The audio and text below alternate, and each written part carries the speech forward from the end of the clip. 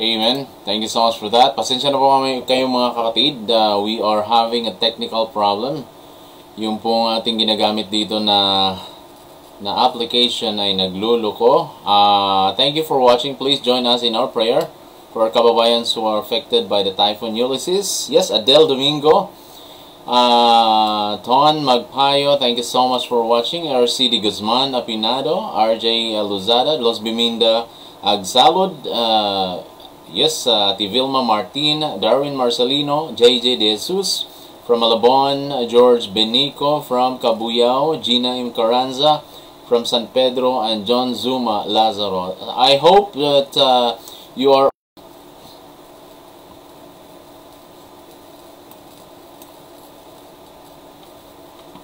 alright. Sana po hindi tayo naapektuhan ng lubos sa typhoon. Yes, Juligaw family, thank you so much for watching. Okay? So, yes, mga kapatid, please pakishare naman ang video natin kahit na nagluluko po ang ating yung ating ginagamit na application dito. Nagko-crash siya. I don't know why. Yes, Jermaline Prudente Santos, thank you so much. So, yeah, tuloy-tuloy lamang po tayo. Samahan niyo ako. Tayo po ay manalangin, mga kaibigan, mga kapatid, mga kabokals. Let us pray. Sa Panginoon, hawakan niyo po ang aming pong ginagamit ng technology ngayon. Kayo po, Panginoon, ang kumilos. Lord, alam namin, Lord, na kayo po ang nakakaalam. And Lord, this is the best time that we can do for our kababayans na sila po ay aming ipanalangin. At as of the moment, ito lang po ang aming pwedeng magawa, Panginoon, para sa kanila.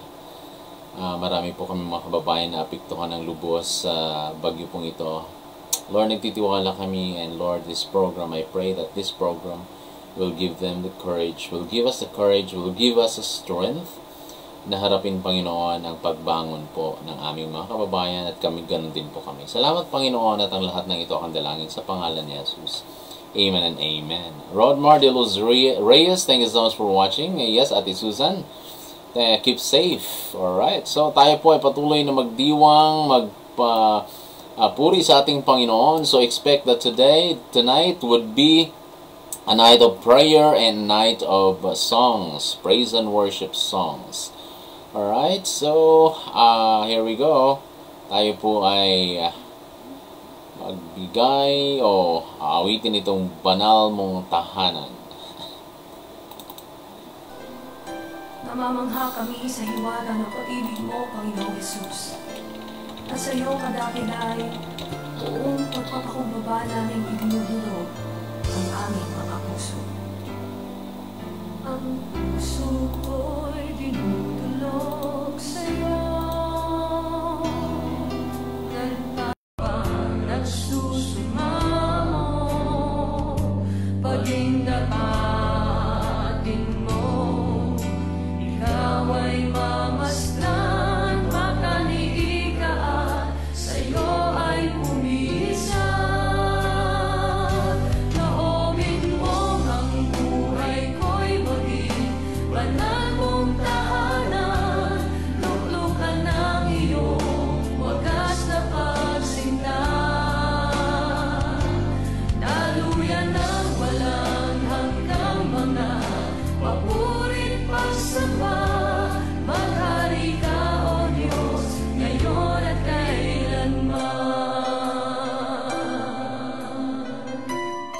Ito, Panginoon, naririto po ang aming mga puso. Tanggapin mo ang hain ng pagsamba sa iyo. Tanging sa iyo. Nagpapakumbaba ng susumamo, paging dapatin mo, ikaw ay mamasdan, magaling. Balit nananahan ka sa puso mapagpakumbaba. Narito ang aming mga buhay. Angkinin mo, Panginoon, at gawin mo ang tahanan. Loobin mo rin sa iyo.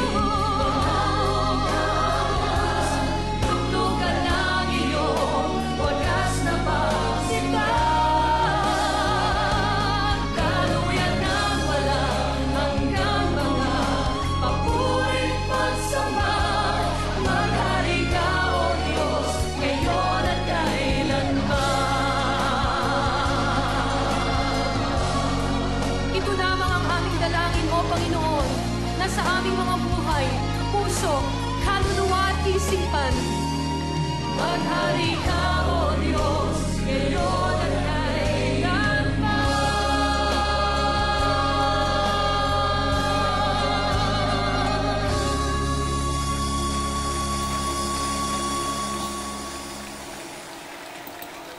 Alright, yan po ay Banal Mong Tahanan. Thank you so much, Ate Evie Capulong, for watching tonight. Alright, so salamat po, Rodmer de los Reyes, binabati ka ni Brother Brian. Thank you so much for watching. Yes, mga kapatid, we are really having a problem with a technical problem with our yung software or yung ating application na ginagamit. Kaya po nag-stop. So, huwag kayong huwag kayong bumitaw, okay? Just tune in at ang ating pong video or link po nito ay please share sa ating mga kaibigan at mga kamag-anak. Yes, good evening po, Ate Bang, Ate Eva Suarez. Thank you so much for watching. I know that we have a lot of friends and families who are affected by the Typhoon Ulysses. Tayo po ay maging pagpapala sa kanila. Huwag kayong mag-alala sapagkat ang gabi pong ito ay would be the night that is full of blessing na ibibigay po ng ating Lord sa bautismo natin. Thank you so much for watching. Crisalyn Villanueva Lucas from Malabon and Frederick Joy Giller from Malabon. So, yes, alam naman natin, di ba? Diyan sa Malabon, kumusta po kayo? Sana po ay okay lang po tayo dahil alam natin yung inyong lugar ay yan, lagi pong binabaha talaga yan. So, sana okay lang po kayo. At huwag kayong mag-alala kasi sasama namin kayo sa aming sa ating prayer. So, just tune in lang po. Kapit lang po tayo mga kababayan, mga kapatid, mga kaibigan, mga kabokals. At I know na tayo po ay i-spare ng ating Panginoon, tayo po ay iingatan, which is ang lahat tayo, di ba? Last night, the Lord spare us doon sa napakalakas na bagyo. At ang atin pong gagawin na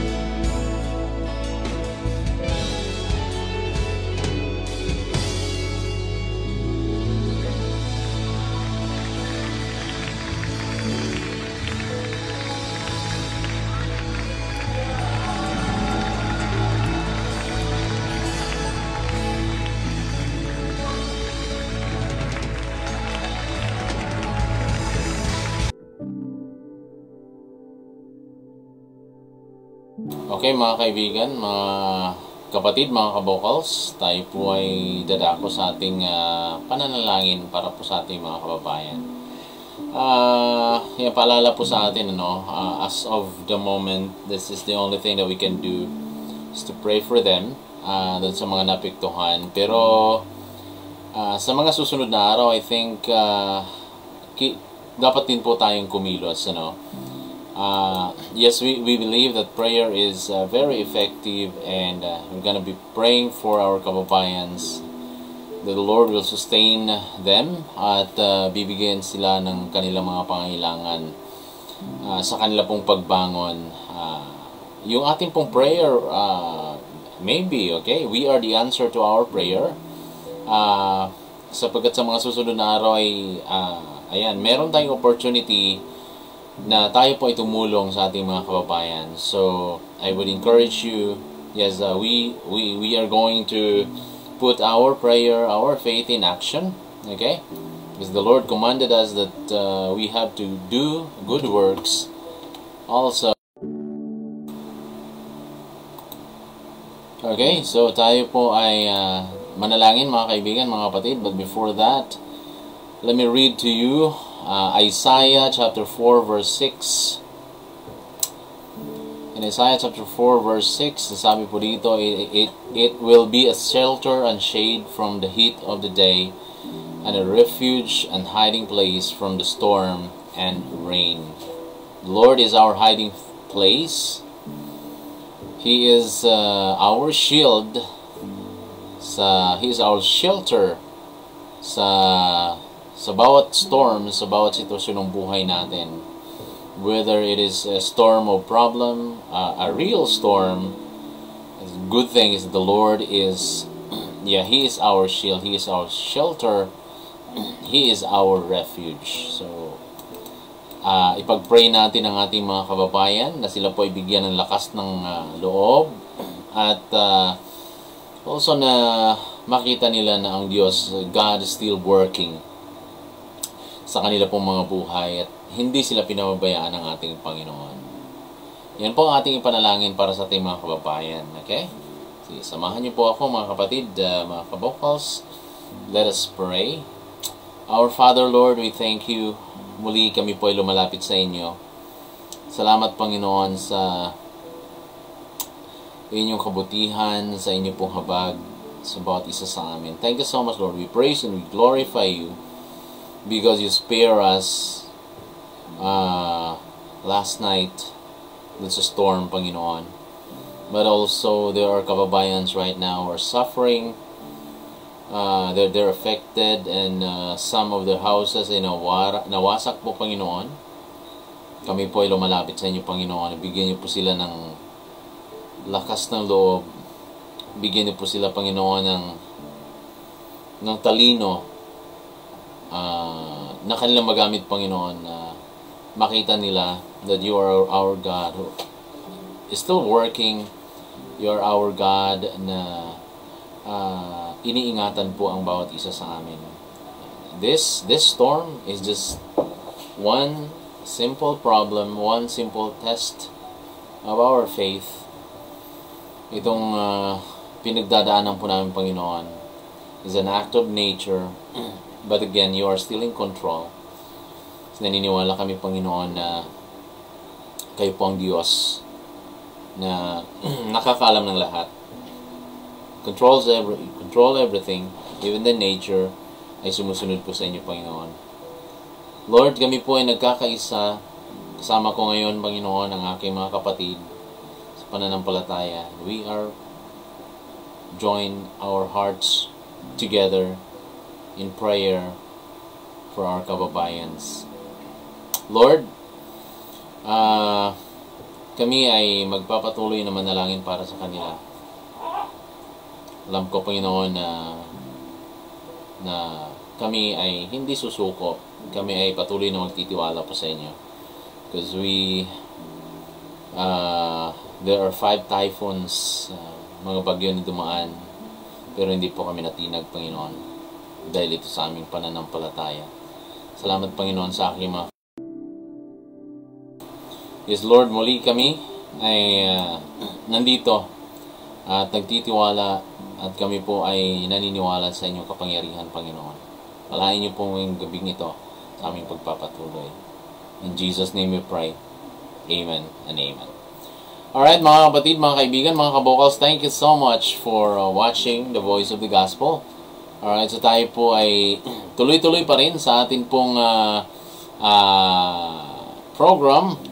Let me, give me one moment. Bababa ko po itong saglit. Ayaw mo baba. Yan, yung logo po ng ating mga sponsors. Alright. Okay, so tayo po ay makinig ng awitin pa. Ayan.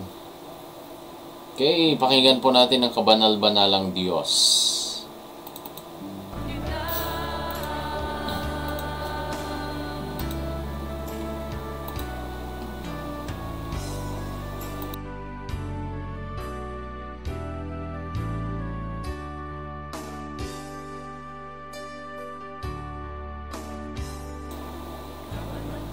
Thank you so much for watching, Dinah Loretta Perez. Thank you so much for watching. God bless.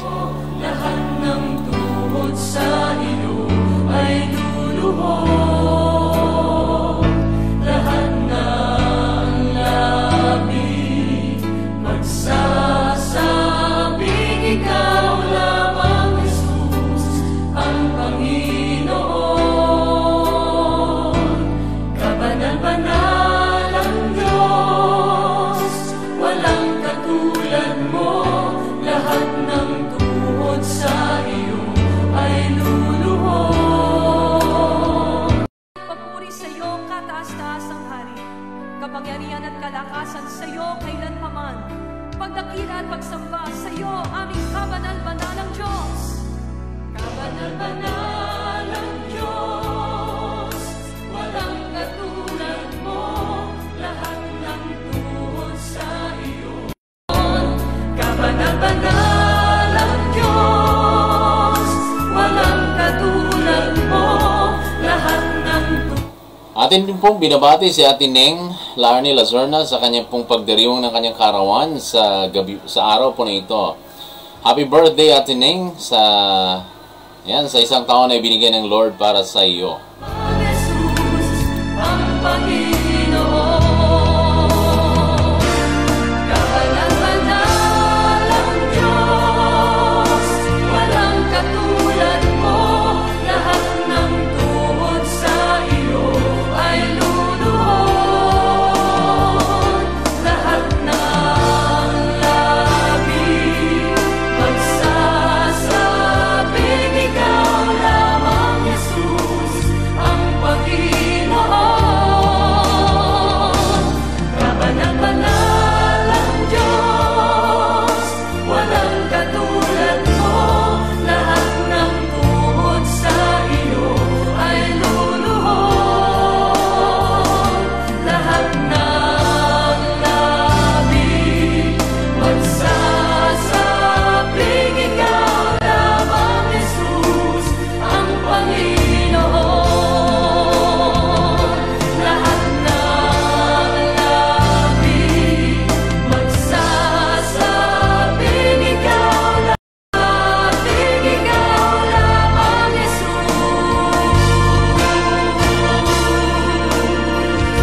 Ikaw lamang, Jesus.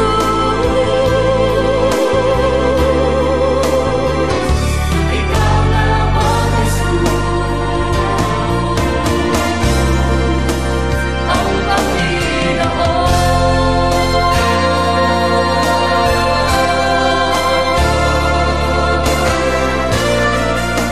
Sa'yo namin iniaalay, O Diyos, ang aming papuring tunay. Kaya kami aawit sa'yo. Ng papuri, ng pagsamba, ng pagmamahal, ng pagdakila. Tanging ikaw, Jesus, ang aming Panginoon. Tanging ikaw, Jesus, ang aming Panginoon. Tanggapin mo ang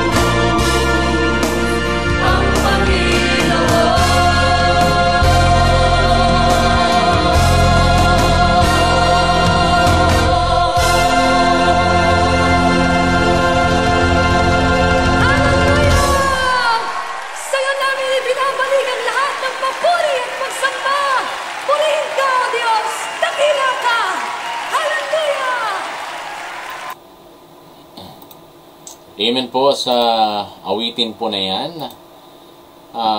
Sabi po sa Psalm 89 verses 8 to 9, Who is like you, O Lord God Almighty? You, Lord, are mighty, and your faithfulness surrounds you. You rule over the surging sea. When its waves mount up, you still them. Alright, ang ating pong Diyos, He is in control of everything, even the Lord Jesus Christ, as we can see and as we can see in the scripture, in the gospel, that the Lord rebuked the storm and it ceased. So, yan po ay isang mapanghahawakan natin, that the Lord is in control of everything. Nature obeys Him dahil siya po ang Diyos na makapangyarihan po sa lahat. So, natural lamang po na tayo po ay malulungkot, especially pag lumipad yung mga bubong natin, sira yung mga gamit natin, nasira yung mga bahay natin. It's natural, but lagi po nating tatandaan that all those things yun po ay temporary lamang. Dito lang po yan sa mundong ito. Ngunit ang pangako po ng Panginoon ay mas dakila. Okay? Yeah, yun yung reality dito sa mundong ito, mga kaibigan, mga kapatid. Dahil ang lahat po ay masisira, ang lahat ay mawawasak, no? Pero ang pangako ng Panginoon ay hindi magmamaliw. God is preparing a place for us in heaven to those who accepted Him as His or her Lord and personal Savior. Yun yung pangako ng Panginoon na ang ating mga tahanan masisira dito, pero meron tayong tahanan doon sa langit na inihanda po ng ating Panginoon para po sa atin. So, ang mundo pong ito ay punong-puno ng kapighatian. Ang sabi nga po ni Haring Solomon that everything is vanity under the sun. He is talking about all the things on earth. It is vanity under the sun. So, ang magagawa lamang po natin, sabi ni King Solomon, is to remember our Creator in the days of our youth. Paglingkuran po natin siya. Okay? Kahit na anong unos, anong bagyo ang dumating sa mga buhay po natin, nandyan po ang ating Panginoon at we can still worship Him. We can still give our honor, our glory to Him. He can be our God. We can worship Him in the midst of the storm. Okay? Yan po ay isa sa napakagandang pangako ng Panginoon. Alright, sa amin nga po dito sa Landayan, last night hindi kami nakatulog dahil sa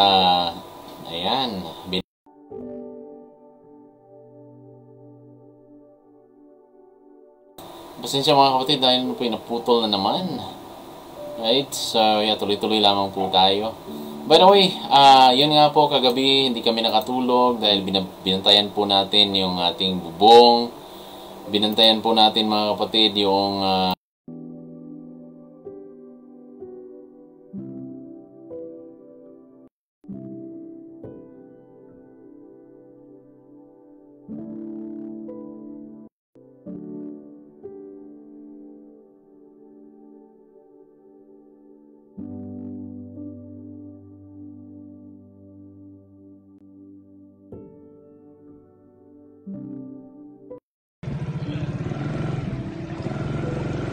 Alright, ito na po yung aking pinangako kanina, yung sitwasyon namin dito sa Landayan na ipapakita po natin sa inyo. Ano ang sitwasyon dito?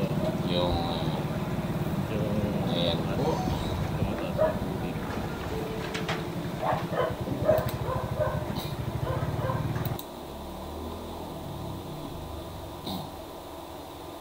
Ito po ay sa main road ng Landayan.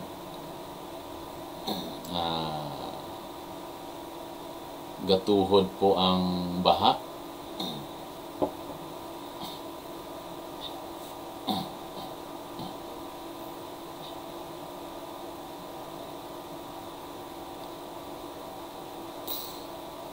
At yung lake po, yung Laguna de Bay, ay patuloy po siyang lumalaki. Hanggang ngayon, kahit na walang ulan, catch basin po kasi yung yung Laguna Libay. Thank you so much, Elmer Bolado, for watching, and Dina Loreto Perez, and Anunchan de Jesus de Sacula. Thank you so much for watching.